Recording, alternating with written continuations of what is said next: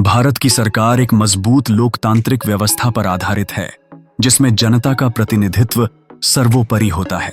यह व्यवस्था 3 मुख्य अंगों में विभाजित है: विधायिका, कार्यपालिका और न्यायपालिका, जो एक दूसरे के साथ मिलकर देश के प्रशासन को संचालित करती हैं। विधायिका, जो कानून बनाने वाली संस्था है, इसे विभिन्न स्तरों पर विभाजित किया गया है। केंद्र स्तर पर लोकसभा को जनता द्वारा सीधे चुना जाता है, जो उनके मुद्दों और आवश्यकताओं का प्रतिनिधित्व करती है।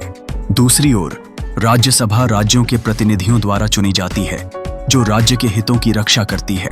राज्य स्तर पर विधानसभा जनता द्वारा चुनी जाती है, जबकि विधान परिषद केवल कुछ राज्यों में पाई जाती है, जो विधायिका का एक महत्वपूर्ण हिस्सा है। कार्यपालिका वह अंग है जो सरकार के कार्यों का संचालन करती है। इसका प्रमुख है राष्ट्रपति, जो संवैधानिक प्रमुख होते हैं, लेकिन असली शक्ति प्रधानमंत्री के हाथ में होती है। प्रधानमंत्री और उनके मंत्रिपरिषद विभिन्न मंत्रालयों का संचालन करते हैं, सुनिश्चित करते हैं कि सरकार अपनी नीतियों को प्रभावी रूप से लागू करे। राज्य स्तर पर राज्यपाल और मुख्यमंत्री भी इसी प्रकार की जिम्मेदारियों को निभाते हैं। न्यायपालिका न्याय दिलाने वाली संस्था है, जिसमें सुप्रीम कोर्ट देश की सर्वोच्च अदालत होती है।